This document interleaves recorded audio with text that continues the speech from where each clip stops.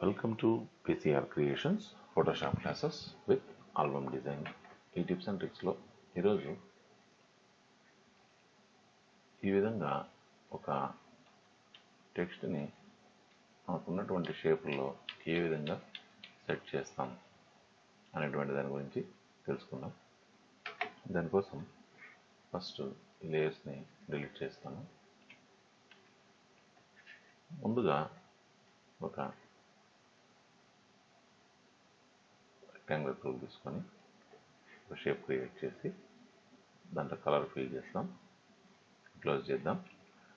Control T చేసి right click ఇచ్చి దీంట్లో పర్స్పెక్టివ్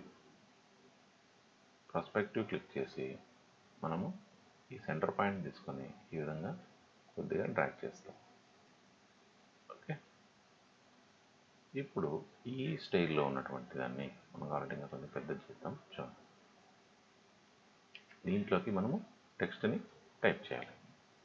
కంట్రోల్ T చేసి చూడండి, WEDING వెడ్డింగ్ అని టైప్ చేశాను. కానీ షేపు ఒక రకంగా ఉంది, మనకి టెక్స్ట్ స్ట్రైట్గా ఉంది. కానీ టెక్స్ట్ని ఈ షేప్లో మనకి ఏ యాంగిల్లో కావాలంటే ఈ యాంగిల్లోకి కరెక్ట్గా సెట్ చేయాలి. ఓకే, అది ఏ విధంగా చూద్దాం. దానికి ఫస్ట్ ఈ వెడ్డింగ్ అనేటువంటి ఈ టెక్స్ట్ని మనం రైట్ క్లిక్ ఇచ్చి కన్వర్ట్ టు స్మార్ట్ ఆబ్జెక్ట్గా కన్వర్ట్ చేయాలి. అంటే కన్వర్ట్ టు స్మార్ట్ ఆబ్జెక్ట్ చేయడం ఎందుకంటే మనం చేసేటువంటి ఫోటో కానీ టెక్స్ట్ కానీ చిన్నది చేసినా పెద్దది చేసినా దాని యొక్క క్వాలిటీలో వేరియేషన్స్ రాకుండా ఉండడం కోసమే ఆ కన్వర్ట్ టు స్మార్ట్ ఆబ్జెక్ట్ అనేటువంటిది చేస్తాం అన్నమాట.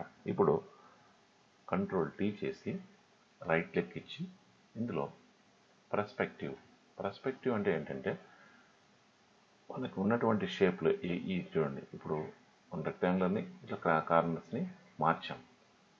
ఈ షేప్లో ఏ విధంగా అయితే ఉందో అదేవిధంగా ఈ టెక్స్ట్ కూడా, అంటే దాంట్లో సెట్ చేసినటువంటి ఫోటో కానీ టెక్స్ట్ కానీ అదే షేప్లోకి యాజ్ ఇట్ ఈజ్గా అక్కడే ఉందేమో అనిపించే విధంగా సెట్ చేయడాన్ని పర్స్పెక్టివ్ అంటారు.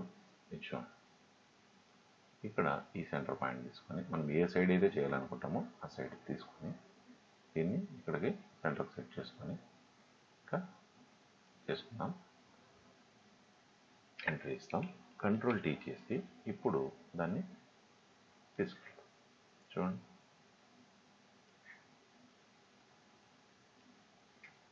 అప్పటికి ఇప్పటికీ డిఫరెన్స్ ఉందా? సేమ్ యాజ్ ఇట్ ఈజ్గా ఇప్పుడు దాంట్లో టైప్ చేసినట్టు రాసినట్టు మనకి పర్ఫెక్ట్గా కనిపిస్తుంది అనమాట. ఒకవేళ ఈ టెక్స్ట్లో మనం చేంజ్ చేయాలనుకుంటే ఇప్పుడు మనం దీన్ని కన్వర్ట్ టు స్మార్ట్ ఆబ్జెక్ట్ చేసాము, దీన్ని మార్చాలంటే కాదు. చూడండి, టెక్స్ట్ లేయర్ సెలెక్ట్ చేయగానే మనకు ఆటోమేటిక్గా కొత్త లేయర్ అనేటువంటిది క్రియేట్ అయిపోతుంది.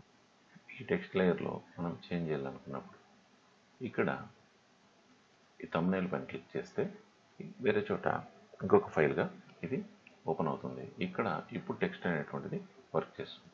ఇప్పుడు దానిపైన డబుల్ క్లిక్ ఇచ్చి మనం ఈజీగా దాన్ని చేంజ్ చేసుకోవచ్చు. బ్రైడ్ అని టైప్ చేశాను, ఎంటర్ ఇచ్చాను. ఎంటర్ చేసిన తర్వాత దీన్ని కంట్రోల్ Wతో క్లోజ్ చేస్తే అది ఈ ఫైల్ని సేవ్ చేయాలని అడుగుతుంది. ఎస్ అని క్లిక్ చేస్తే మనకి ఈ టెక్స్ట్లో ఇక్కడ చేంజెస్ వస్తుంది. ఇప్పుడు దీన్ని మనం ఆ షేప్కి తగినట్లుగా మనం దాన్ని కన్వర్ట్ చేసుకోవచ్చు.